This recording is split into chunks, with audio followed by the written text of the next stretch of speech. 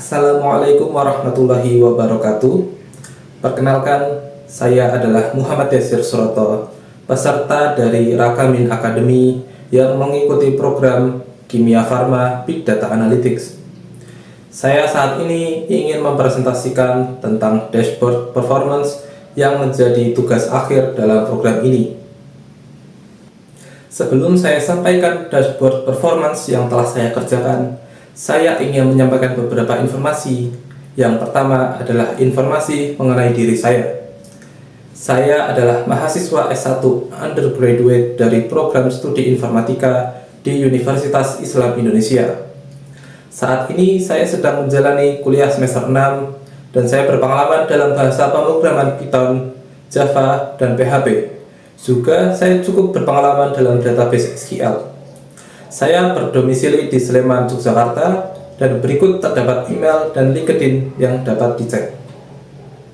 Di sini adalah sertifikat dan pelatihan yang telah saya ikuti selama masa perkuliahan. Pertama, saya telah mengikuti transformasi digital dalam mewujudkan smart industry dari Lumito Logic pada Juli 2024. Selanjutnya, saya juga telah mengikuti pelatihan Techpreneurship dari IT Centrum pada Desember 2024. Lalu yang ketiga, saya juga telah mengikuti pelatihan mini course mengenai data analytics dari RevoU pada Maret 2025. Selanjutnya, saya ingin menyampaikan informasi mengenai Kimia Farma, perusahaan yang membuka program data analitik di Rakamin Academy. Kimia Farma adalah perusahaan farmasi pertama di Indonesia yang didirikan pada tahun 1812 oleh pemerintah Hindia Belanda dan dinasionalisasikan pada tahun 1958. Perusahaan Kimia Farma ini berfokus pada bidang usaha farmasi dan layanan kesehatan terintegrasi.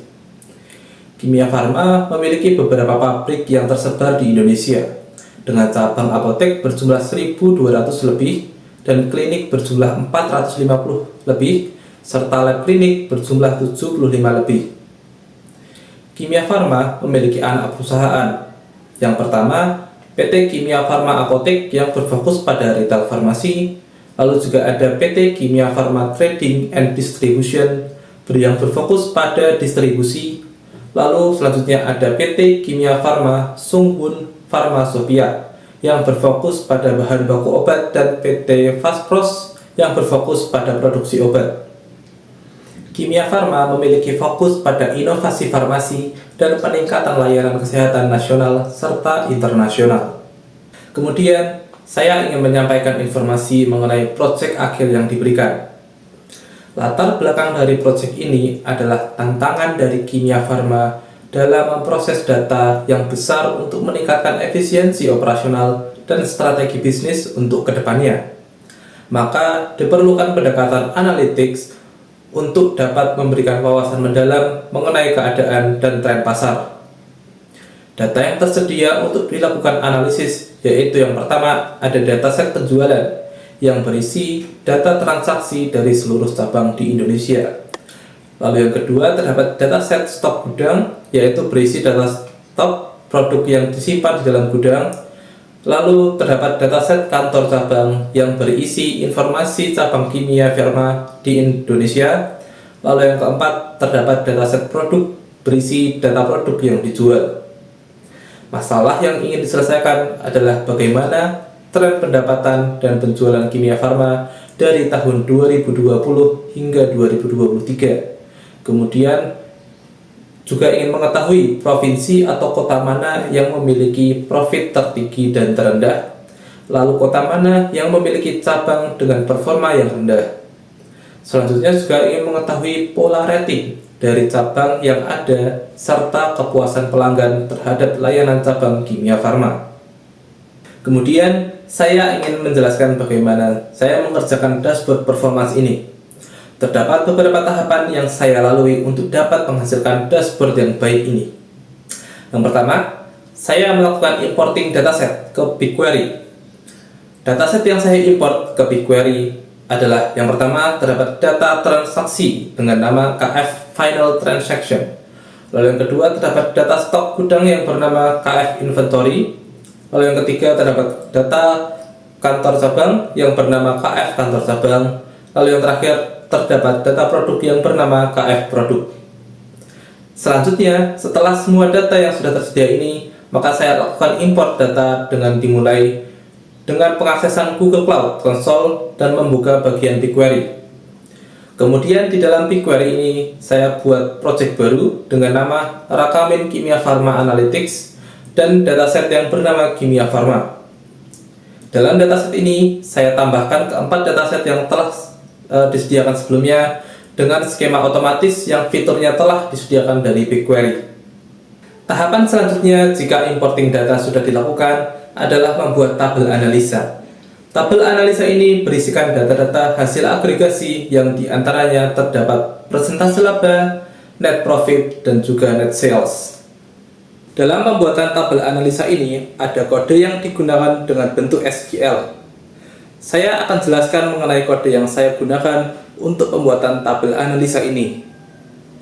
Dalam tahapan ini, dilakukan pembuatan tabel analisa dengan nama KF Analisa.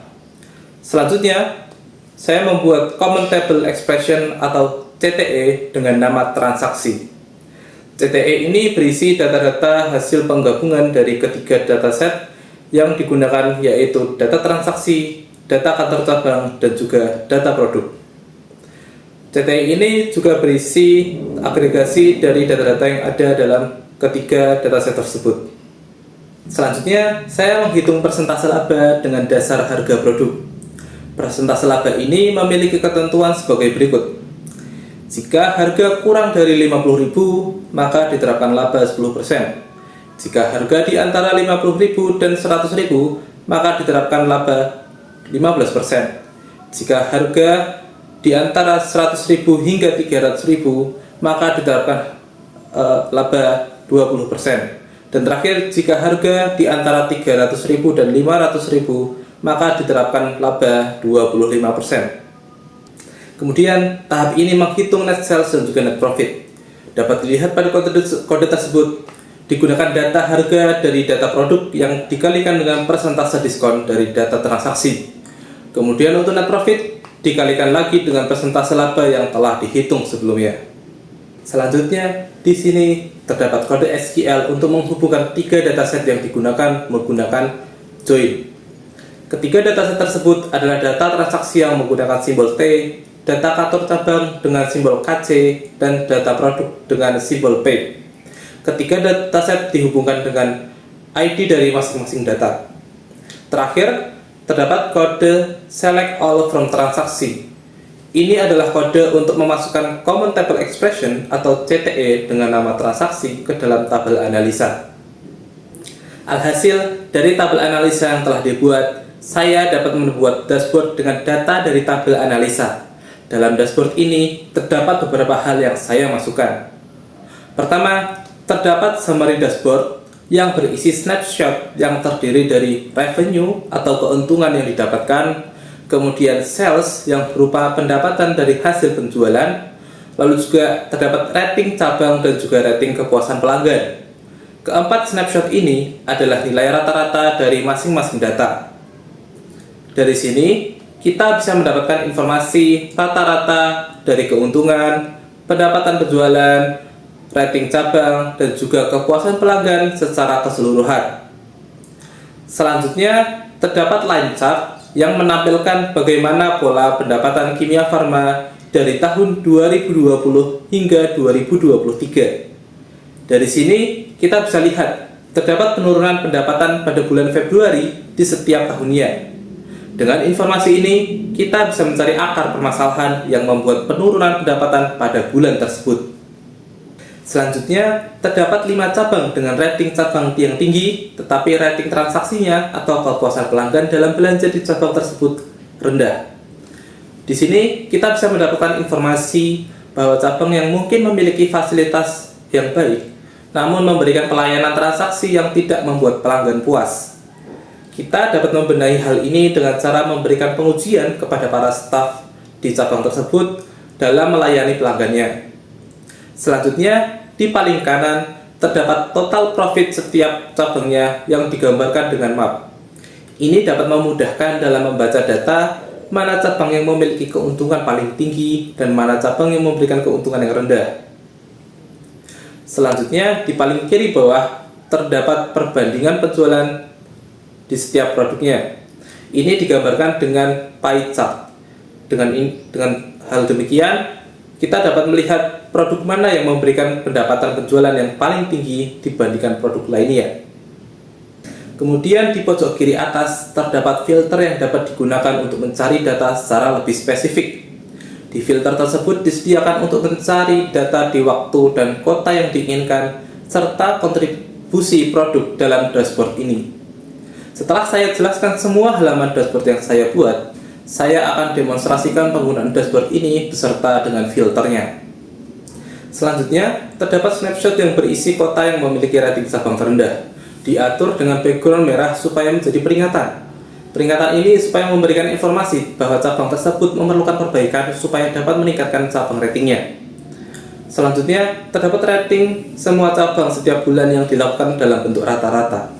Ini untuk menemukan pola kapan orang merasa kepuasan dalam membeli produk di cabang yang ada itu naik atau turun. Selanjutnya, terdapat juga top 5 produk terlaris untuk menemukan produk mana yang kurang diminati atau penyebab kenapa obat tersebut selalu dibeli dibandingkan produk lainnya. Kemudian, terdapat 10 cabang dengan transaksi dan sales tertinggi. Ini untuk menemukan cabang mana yang sering dikunjungi dan mendapatkan banyak transaksi di sana.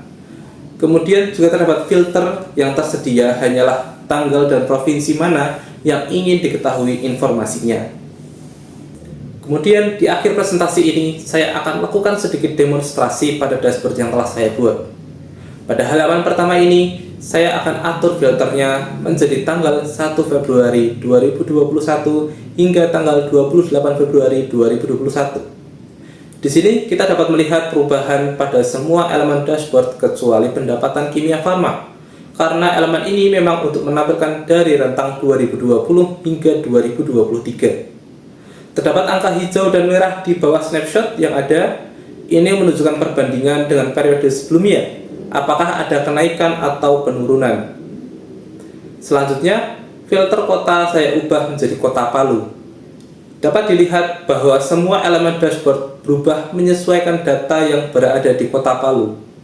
Elemen map pada total profit setiap kota pun dapat diinteraksi lebih lanjut untuk melihat lokasi kota dan seberapa tinggi profit yang dihasilkan pada kota tersebut. Kemudian, saya juga mengubah filter produknya untuk melihat kontribusi produk tersebut saja pada dashboard ini. Pada halaman kedua ini terdapat 2 filter saja, yaitu tanggal dan provinsi. Pada tanggal, saya ubah menjadi tanggal 1 Juni 2022 hingga 31 Juli 2022. 2 bulan saya setel karena untuk melihat adanya perubahan terutama pada line chart yang ditampilkan setiap bulannya. Kemudian saya juga ubah provinsinya menjadi beberapa provinsi yang ada untuk melihat perbedaan nilai dan informasi yang diberikan dari dashboard ini. Dapat juga dilihat kota-kota dengan rating cabang terendah di setiap provinsinya. Ini bisa menjadi insight lebih lanjut untuk keputusan cabang mana yang perlu ditingkatkan. Terima kasih atas perhatiannya pada presentasi yang telah saya lakukan ini. Kurang dan lebihnya saya mohon maaf. Saya tutup. Wassalamualaikum warahmatullahi wabarakatuh.